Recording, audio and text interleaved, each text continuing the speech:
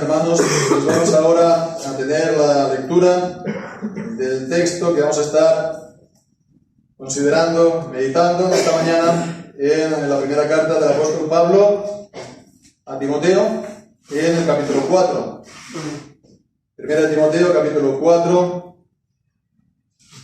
los versículos del 11 al 16. Y dice así la palabra del Señor: esto manda y enseña. Nadie tenga en poco tu juventud, sino sé ejemplo de los creyentes en palabra, en conducta, en amor, en espíritu, en fe, en pureza.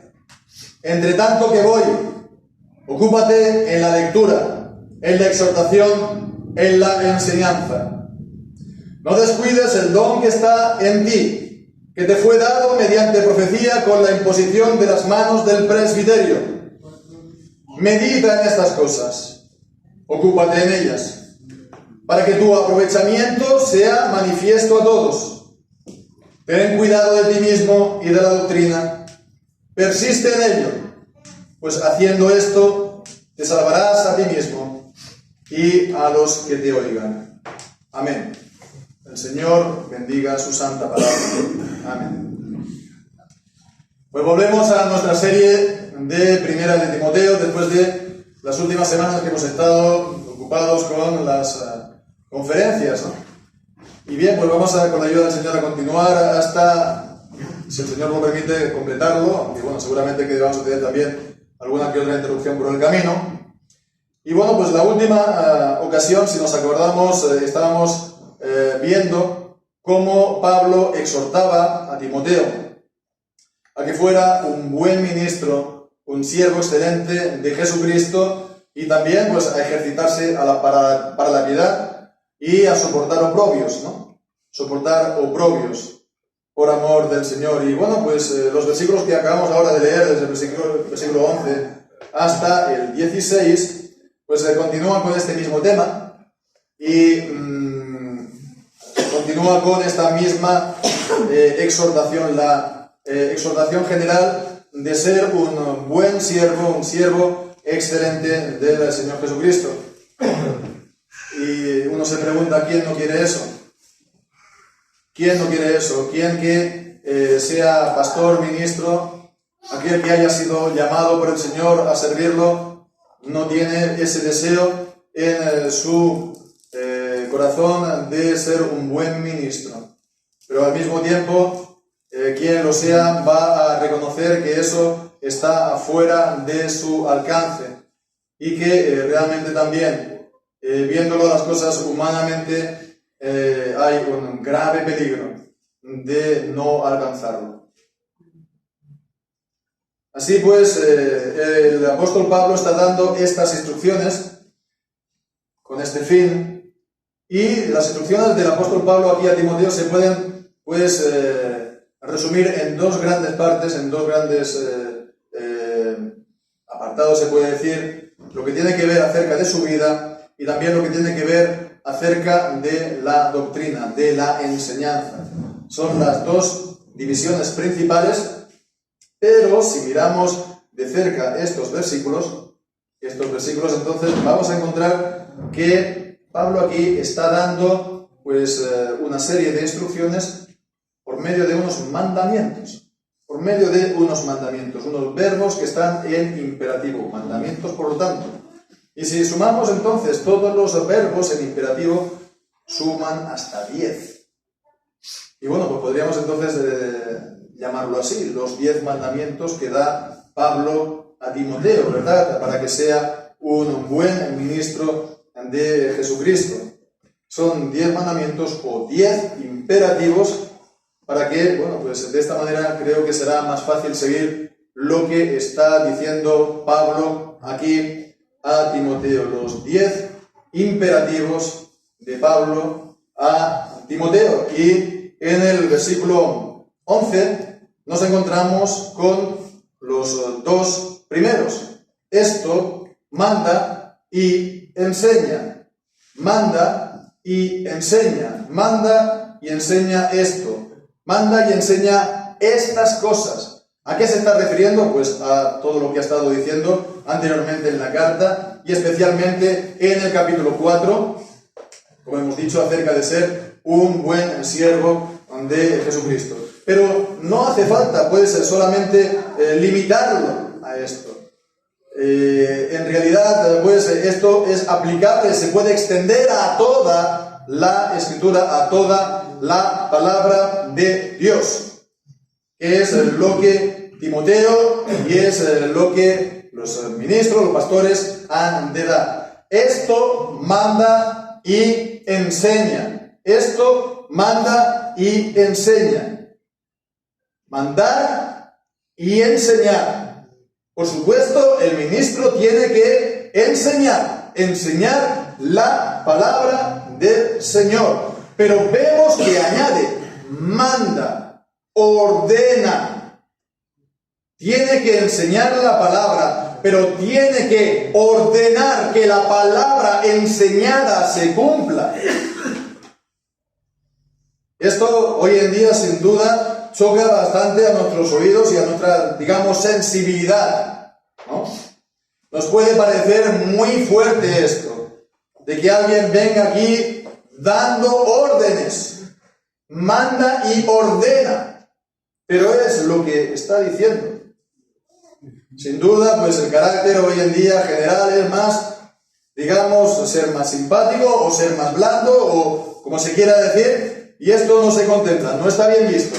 Pero la palabra de Dios dice, manda y ordena. Y no es entonces algo que se tiene que ver, no es el pastor, no es el ministro, no es su palabra, es la palabra de Dios. Si el pastor está predicando ciertamente la palabra, no es su palabra, es palabra de Dios, no es su autoridad, es la autoridad de Dios. Y la palabra de Dios, por lo tanto, tiene la autoridad de Dios. Tiene la autoridad de Dios. Por el simple hecho de ser abierta, por el simple hecho de haber sido presentada y expuesta, tiene autoridad. Tiene autoridad. Tiene que ser enseñada y tiene que ser también ordenada. Lo uno junto con lo otro. Las dos cosas juntas. Las dos cosas juntas. Tomemos como ejemplo. Tenemos como ejemplo lo que hemos vivido recientemente, pues estas conferencias que hemos tenido aquí, ¿no? En particular la de la salmodia, el canto exclusivo de los salmos y también el bautismo de los niños. Se dio una enseñanza clara y se demostró que ciertamente es la enseñanza de la palabra de Dios, tanto en la salmodia como en el bautismo infantil de los niños. Por consiguiente, se tiene que decir que es la autoridad de la palabra. Y que esta enseñanza, por lo tanto, se tiene que recibir. Se tiene que recibir. Y todos aquellos que la reciban, que la escuchen, la tienen que obedecer, ¿no? Y que esto no es solamente para nosotros como adeptos que somos. Esto, si es la palabra de Dios, es para todos igual. Para todos los creyentes. Para todas las iglesias se tiene que recibir, se tiene que obedecer. Y esto no es opcional, esto no es debatible, esto no es algo que se puede dejar de hacer, o se puede dejar para más tarde. O lo voy a poner por fases, o lo voy a poner, pues, esta parte sí y esta parte no. No, eso no es obediencia. Se tiene que poner en práctica por completo. Esto manda y enseña. Y estos son los dos primeros imperativos del apóstol en este pasaje. Pero a continuación nos encontramos en el versículo siguiente, versículo 2 más. Vemos, ninguno tenga en poco tu juventud, sino sé ejemplo. Ninguno tenga en poco tu juventud, ese sería el tercero, sino sé ejemplo, el cuarto imperativo. Que ninguno pues piense de ti por debajo de lo que eres. Que ninguno eche de ver menos en ti de lo que tú haces. Y esto porque tú seas joven, ¿no? En la Biblia vemos a que Timoteo se unió a Pablo en sus viajes, en su ministerio, en el libro de los Hechos del capítulo 16. Entonces ahí era más joven, ¿no? Todavía. Sin duda alguna, Pablo lo tuvo que tomar siendo ya, por así decirlo, mayor de edad. No podría ser un niño, no podría ser un adolescente. Tendría que ser entonces alguien que haya estado ya en mayoría de edad, 20, 21 años, digamos, ¿no? Y bien, cuando estaba escribiendo Pablo esta palabra, esta carta, habían pasado unos 11 años. Así pues, según todos los comentadores, concuerdan en decir que Timoteo aquí tendría seguramente poco más de 30 años. Poco más de 30 años. Y le dice, ninguno tenga en poco tu juventud. Es decir, que la gente lo consideraría como un joven. Como un joven. Tenemos la idea de que en la antigüedad todo el mundo se moría a los 13, 15 años o 16, ¿no? Pero no es verdad. Bueno, había mucha mortalidad infantil, ¿no? De bebés y de niños pequeños, pero los que sobrevivían tenían unas edades como las nuestras. Y de esta manera Timoteo, que era ministro, que era pastor, con 30 años la gente lo consideraba, mira qué joven, de manera que lo podrían estar echando de menos, ¿no? O menospreciando. Bien, pues entonces, por una parte, dicho sea de paso, vemos que también es importante, ¿no? Poder llegar a tener una cierta edad, ¿no? Dicen de pastores, pongamos Spurgeon, ¿no? El que me viene a la cabeza, que fue ya pastor con 20, 21 años, ¿no? Incluso, no sé si antes incluso. Bueno, no sé si lo suyo fue algo excepcional o no, digamos que sí, por el ministerio que el Señor le dio. Pero eso no ha de ser la norma.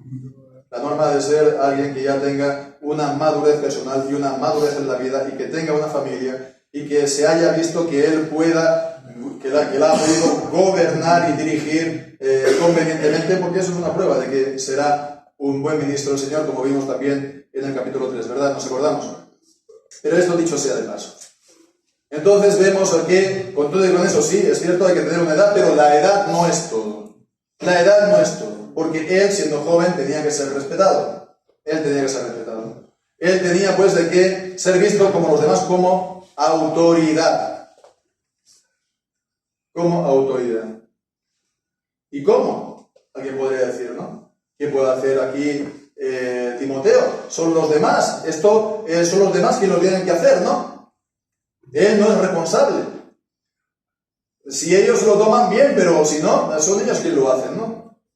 Sí, es cierto, por una parte. Pero aquí le está dando este mandamiento a él, ¿no? Que ninguno tenga en menos, que ninguno te desprecie. Como dice, nunca tenga en poco tu juventud. Es tu responsabilidad que esto sea así. Te lo estoy diciendo a ti, Timoteo. Es tu responsabilidad que nadie te tenga en poco como ministro, aunque seas joven. ¿Y qué puedes hacer tú? Pues entonces dice, sé ejemplo.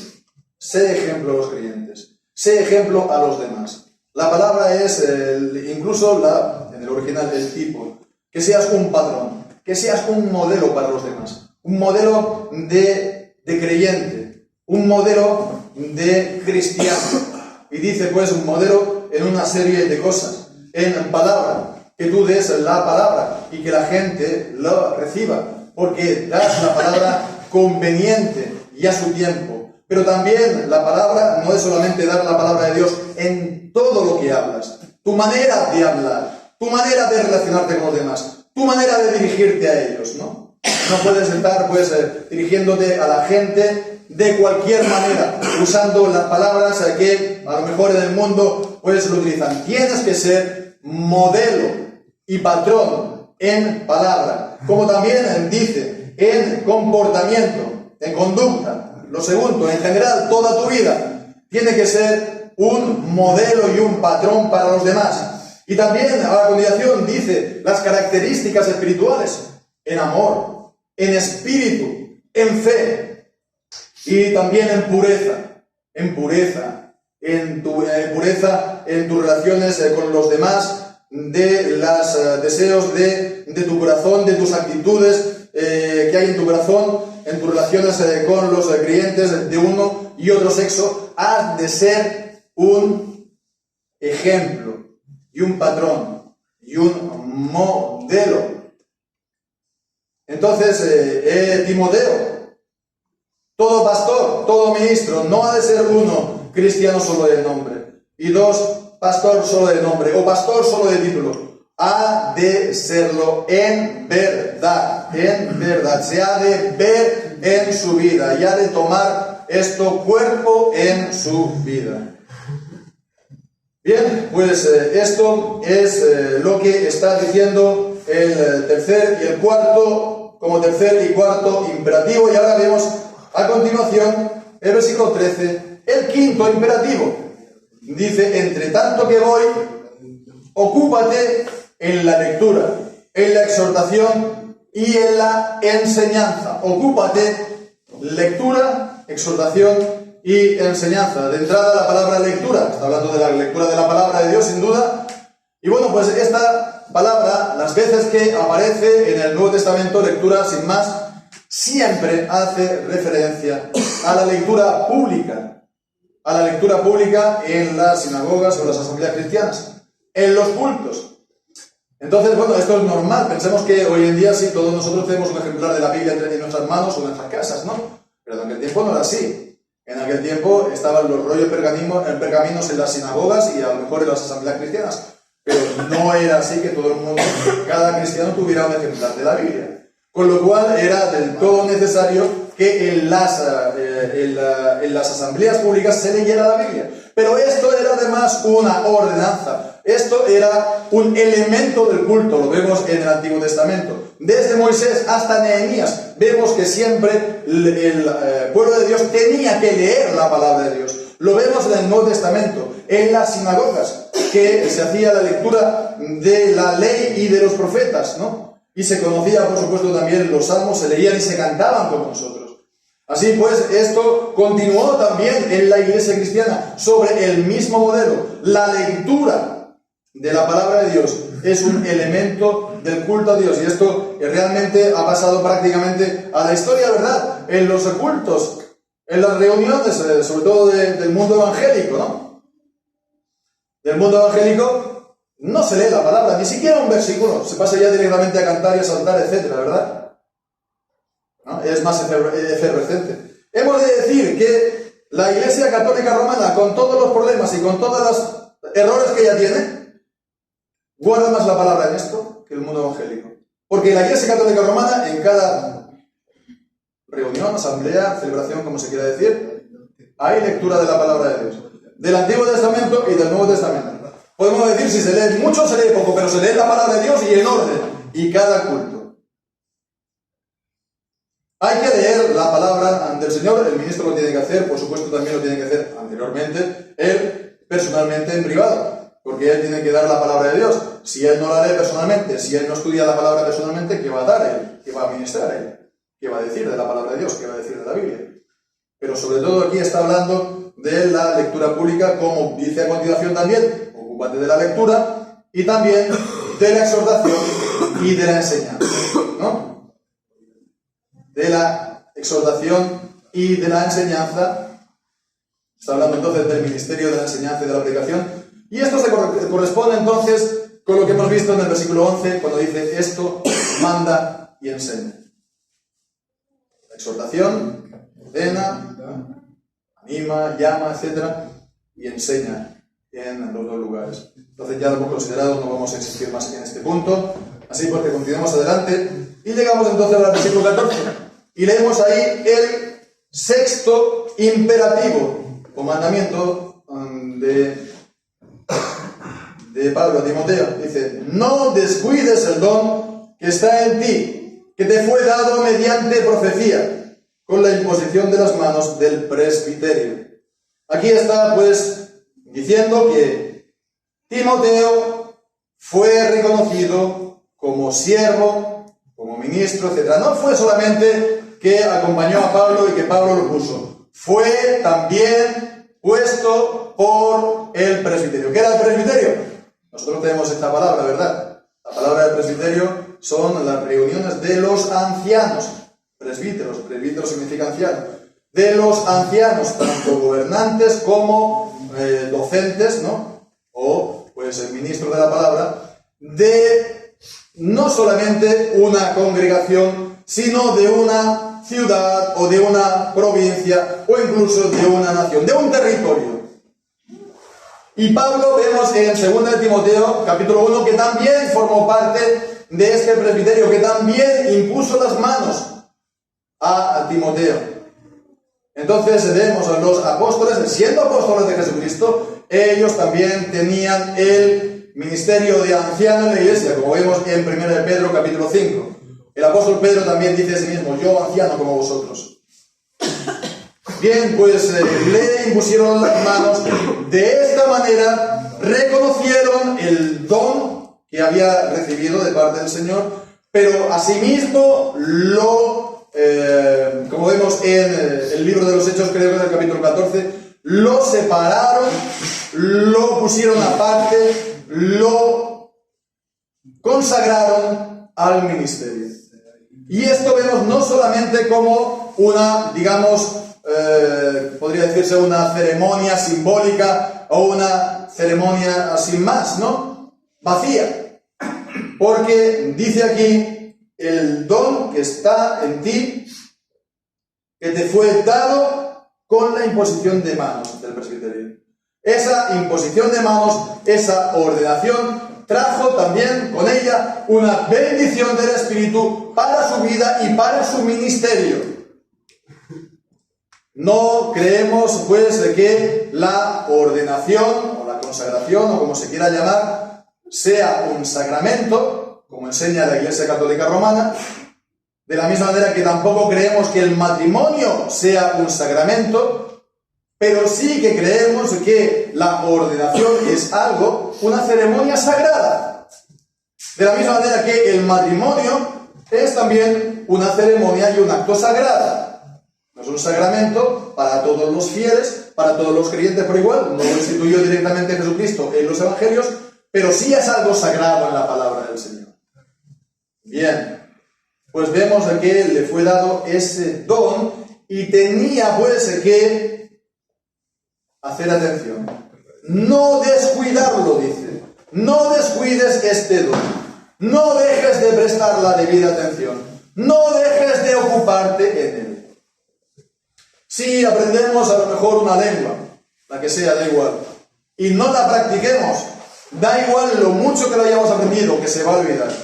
Si aprendemos a tocar un instrumento de joven, no importa lo bien que lo hayamos tocado, que se nos va a olvidar. Y es lo mismo también en el ministerio. Cuanto más se practica, mejor pastor con la ayuda y la gracia de Dios es. Cuanto menos se practica, más se van quirosando. Y si se deja, se va dejando, se puede llegar hasta incluso perder ese don y ese ministerio.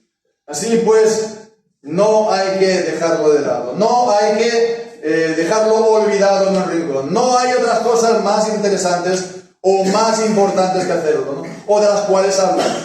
Hay que hacerlo. Es el imperativo de Pablo y del Señor a Timoteo y a todos los pastores. Pero a continuación también dice en el versículo 15 dos imperativos más, el séptimo y el octavo, dos imperativos más. Primero dice: medita en estas cosas y ocúpate en ellas. Medita en estas cosas y ocúpate en ellas. Meditar, otras veces se dice ocupar.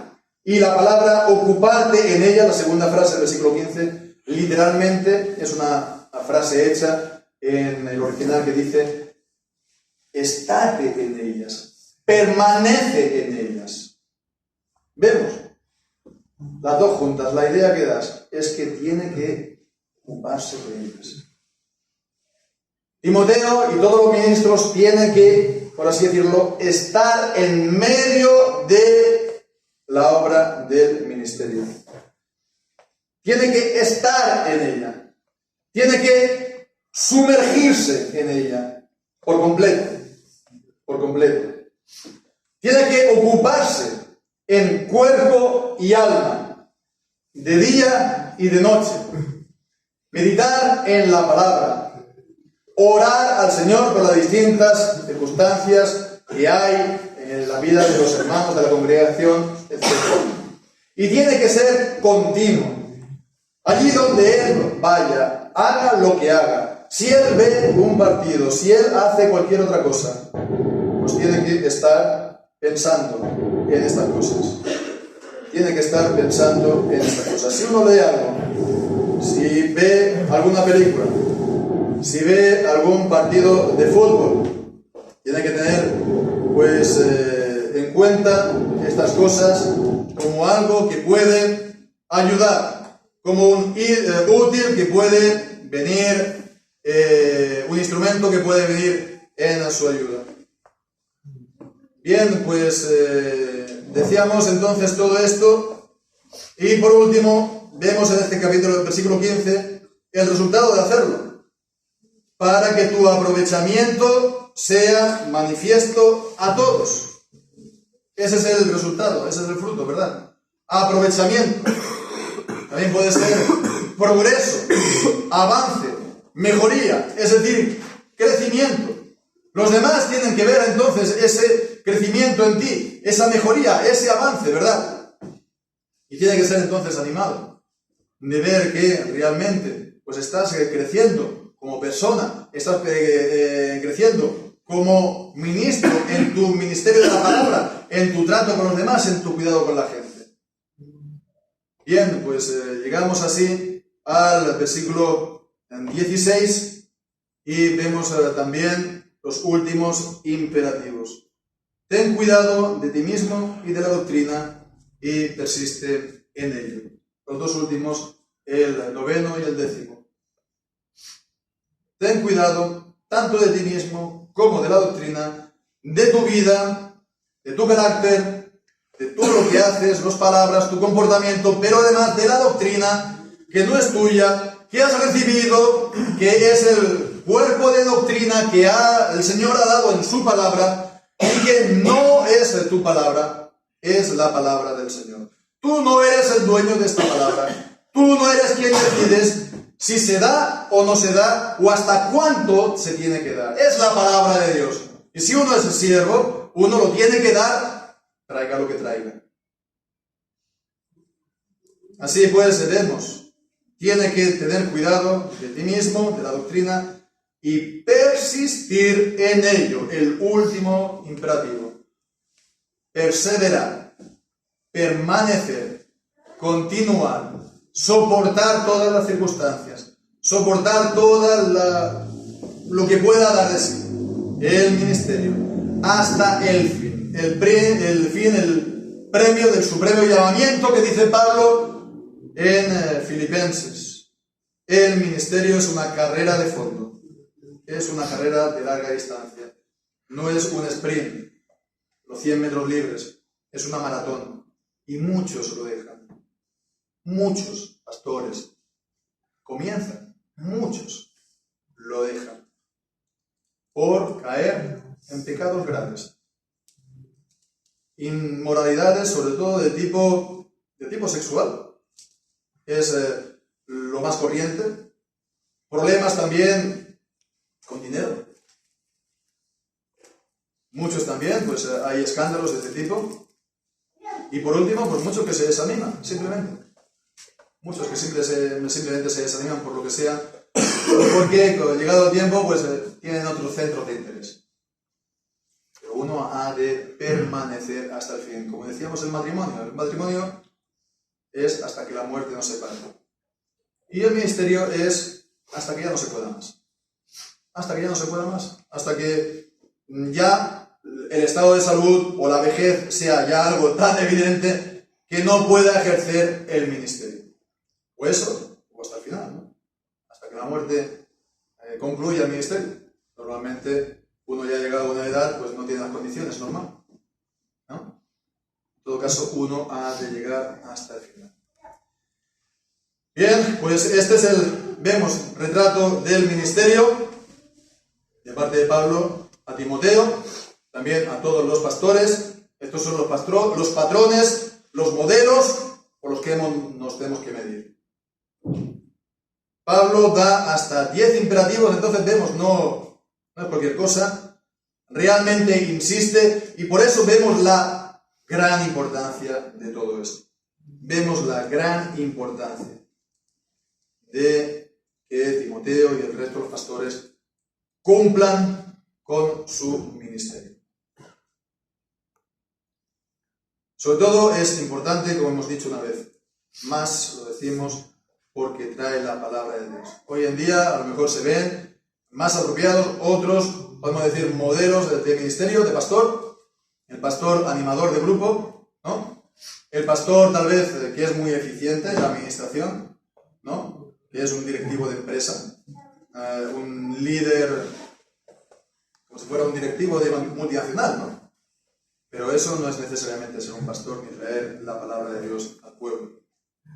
Si lo puede tener, pues muy bien. Si no, también tiene dones para animar o para hacer actividades, está bien.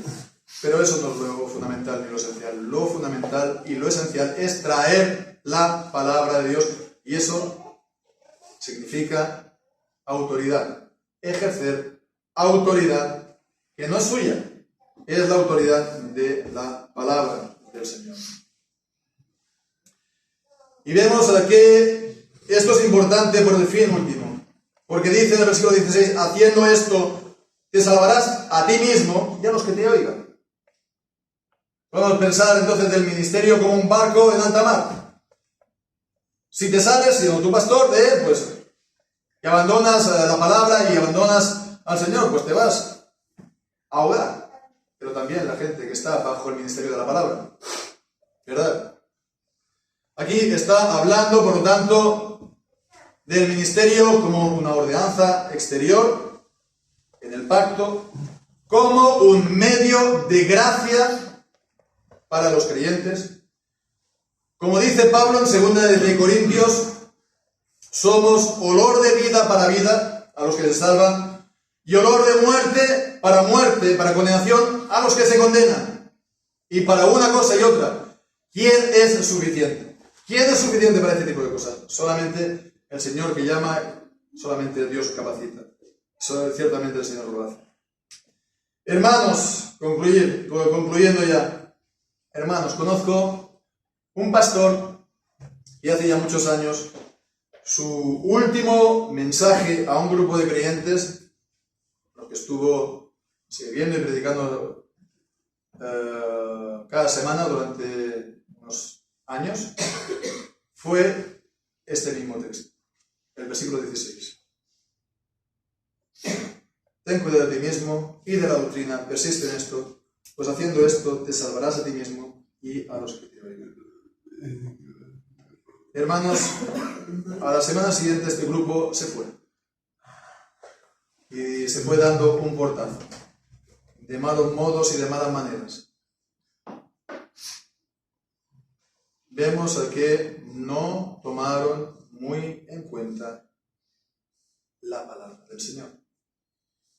Porque estaban mirando la juventud del que hablaban. Porque estaban mirando a la persona y no estaban mirando la palabra y el ministerio. No lo miraban. Hermanos, guardémonos de esto. Guardémonos de menospreciar o poner de lado al que habla, dice la palabra en Hebreos. Hermanos, guardémonos de una actitud parecida. Si el Señor también, por otra parte, ha traído a alguien aquí y es la primera vez entre nosotros, pues la idea es, y animamos en el nombre del Señor a que se sea, a que no sea la última vez y que no sea la visita de manera esporádica. ¿Saben? Hoy vengo, un día sí y 3 no. Un día sí y 2 no. Un día sí y 5 no. Así, ¿verdad? Y así vienen muchos. Un día sí por cumplir. No. Uno tiene que estar asiduamente en la casa del Señor para que la palabra de Dios realmente tenga fruto, ¿verdad?